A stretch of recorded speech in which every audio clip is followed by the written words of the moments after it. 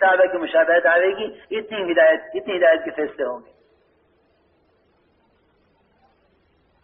ورنہ میں شروع کی بات کر رہا کہ رواجی طریقوں سے امت تک دین کا پیغام پہنچا دینا یہ ہرگز اتمام حجت اور ذمہ داری کا پورا ہونے اور ہدایت کے پھیلنے کے لیے ہرگز کافی نہیں ہے. ہرگز کافی نہیں ہے.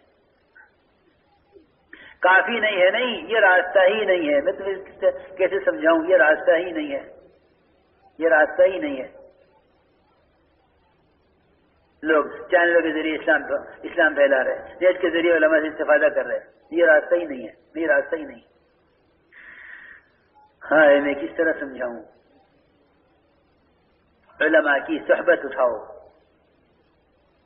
اور علم کے لیے اپنی جگہ کو چھوڑ کر نکلو. گناہوں کی ظلمتوں کے ساتھ علم کا حصول ممکن نہیں ہے. مجاہد ہے وہ شخص جو اب علم حاصل کرنے کے لیے اپنے وطن کو چھوڑ کر نکلے. ورنہ جتنی رواجی چیزیں ہیں انہوں نے تو عمل کا نور ختم کر کے رکھ دیا، اور نور ہی نہیں ختم کر دیا بلکہ اپنی ظلمت داخل کر دی. اس نے ظلمت داخل کر دی. وہ تو اصل میں دلوں سے تقوی نکل گیا ہے.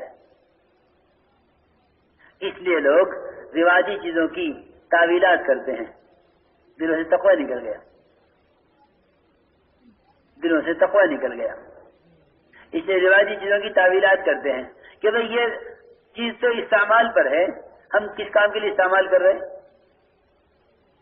حالانکہ کوئی چیز استعمال کے اعتبار سے نہیں ہے، ہر چیز بنائے جانے کے اعتبار سے ہے کہ اس چیز کو کیوں بنایا گیا تھا، کس کام کے لیے.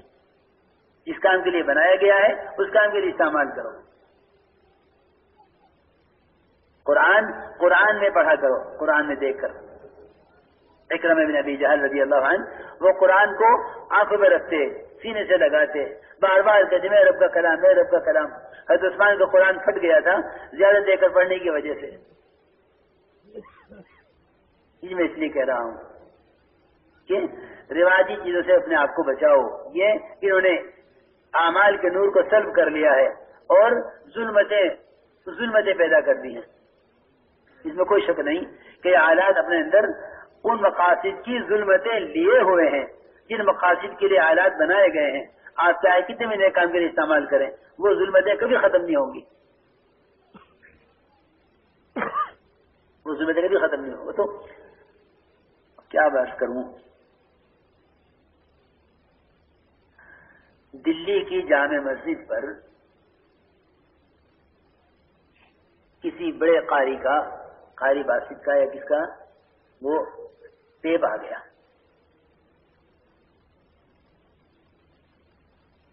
اور کچھ لوگ بنگلہ والی مسجد سے یہ دیکھنے کے لیے کہ بھئی ایسا بھی کیا کہ مشین میں سے انسانی آواز آ گئی، چلو سنی جاتے. اور پھر اتنے بڑے قاری کی قرات وہاں جو جا کے اس پہ ٹیپ پر سنا قرآن تو وہاں سے کسی نے مولانا صاحب سے شکایت کر دی کہ حضرت آپ کے یہاں سے 4-5 آدمی وہ یہود و نصارہ کی بنائی ہوئی مشین پر قرآن سن رہے ہیں. پہلے دلوں میں تقویٰ ہوتا تھا تو الٹی جھوٹی تعویلات نہیں ہوتی تھی، سیدھی سیدھی بات جانتے تھے لوگ تقوی کی وجہ سے. کیونکہ دلوں میں تقویٰ ہونا یہ اللہ کے شاعر کی عظمت کا ہونا ہے. یہ اللہ نے خود قرآن میں فرما دیا من يعظم شعائر اللہ فإنها من تقوى القلوب، کہ جن کے دلوں میں تقویٰ ہوگا وہ اللہ کے شاعر کی عظمت کریں گے. حضرت کو غصہ کہ اچھا قرآن جیسی کتاب جس کو جبرائیل آپ کے قلب اطہر پر اس وقت لے کر آئے جب قلب اطہر کو دھو لیا زمزم سے، اور اگر قرآن کو نازل کر دیا جاتا پہاڑ پر تو ریزہ ہو جاتا یہ قرآن کے بوجھ سے اللہ کے خشیت سے. اس قرآن کو یہ ٹیپ پر سن کر آئے بس یہ واپس آئے تو حضرت نے سب کو مرغا بنا دیا، سب کو کان پکڑوا دیا، اور حضرت مارتے جاتے تھے، روتے جاتے تھے، اور یہ کہتے جاتے تھے اللہ کو کیا منہ دکھلاؤ گے تم؟ وہ قرآن جس کو جبرائیل اللہ کے ہاں سے لے کر فرشتہ نازل ہوا، اس قرآن کو تم غیروں کے مشین پر سن کر آئے۔ اب کہاں یہ بات ہے؟ اب کہاں یہ بات ہے؟ نہ کوئی کہنے والا ہے، نہ کوئی سننے والا ہے۔ کہو گے تو ایک ذہن یہ بھی ہوگا کہ نہیں یہ کوئی بات نہیں ہے، اس میں کوئی حرج نہیں ہے، کیونکہ میں عرض کر چکا ہوں کہ وہ دلوں سے جب تقویٰ نکل جاتا ہے تو اللہ کے شاعر کی عظمت بھی نکل جاتی ہے، اللہ کے شاعر کی عظمت بھی نکل جاتی ہے۔ کہاں قرآن کے لیے وضو کر کے مسواک کر کے وضو کرتے تو فرشتہ منہ سے منہ لگا کے کہتا ایک آیت اور پڑھ لے۔ پھر صحابہ کے طریقے پر وہاں تو قرآن کو جمع کرنے کو ہی تیار نہیں تھے صحابہ کہ بھئی ایک نیا کام ہے کہ قرآن کو جمع کیا جائے۔ اسی میں اختلاف ہو گیا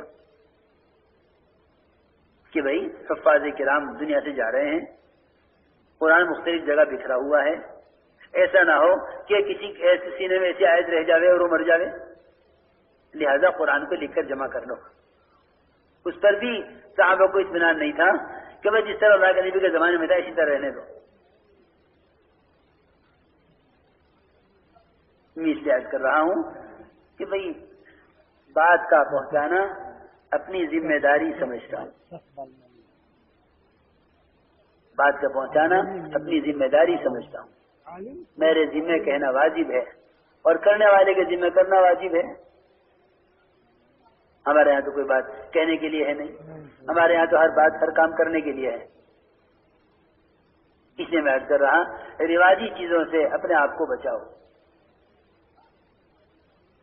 تم ایک دن کا پیغام لے کر چل کر جاؤ گے نا، ایک مسلمان کے پاس ساری مخلوق لگ گئی دعاؤں میں، اور یہ پیغام تم کسی آلے کے ذریعے پہنچا دو گے، اس پر کچھ نہیں ملے گا، کچھ نہیں ملے گا، کچھ نہیں ملے گا۔